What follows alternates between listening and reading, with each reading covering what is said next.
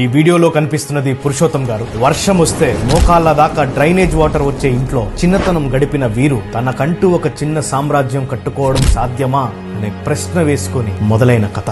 7th class చదువుకుంటున్న వీరు చదువుకునే స్తోమత లేక చదువు మానేసి తన ఇంటి పేదరికాన్ని మార్చాలి అని ఒక ఫ్యాన్సీ షాప్ లో పనిచేయడం మొదలెట్టారు. 300 రూపాయలు వచ్చేవి. అవి సరిపోవట్లేదు. చేతిలో ఏం స్కిల్ లేదు. కానీ నాకు 2 కాళ్ళు చేతులు ఉన్నాయి కదా, నా చేతికి ఏ పని దొరికితే ఆ పని చేస్తాను అనుకున్నాను. పేపర్లు వేయడం, పాల ప్యాకెట్లు వేయడం, ఇవన్నీ చేస్తున్నాడు. సినిమా కథ కాదండి, నిజమైన కథ. క్రమేణా శారీ షాప్ లో పనిచేయడం మొదలు పెట్టారు. అక్కడ కొంత అనుభవం తెచ్చుకొని తనే ఒక బిజినెస్ స్టార్ట్ చేయాలని దాచుకున్న డబ్బంతా తీసుకొని వెంకటగిరిలో శారీస్ పర్చేస్ చేసుకొని హైదరాబాద్ కు వచ్చారు. పరిచయాలు పెంచుకొని ఇంటింటికి వెళ్లి శారీస్ అమ్మేవారు. కొంతమంది డబ్బులు ఇస్తామని మోసం చేసిన వాళ్ళు ఎందరో చిట్ ఫండ్ లో వేసిన డబ్బంతా పోగొట్టుకున్నారు. తెచ్చుకున్న డబ్బు అంతా అయిపోయింది. తిరిగి వాళ్ళ గ్రామానికే వెళ్ళిపోయారు. ఇక్కడ ఆయన ఆగలేదు.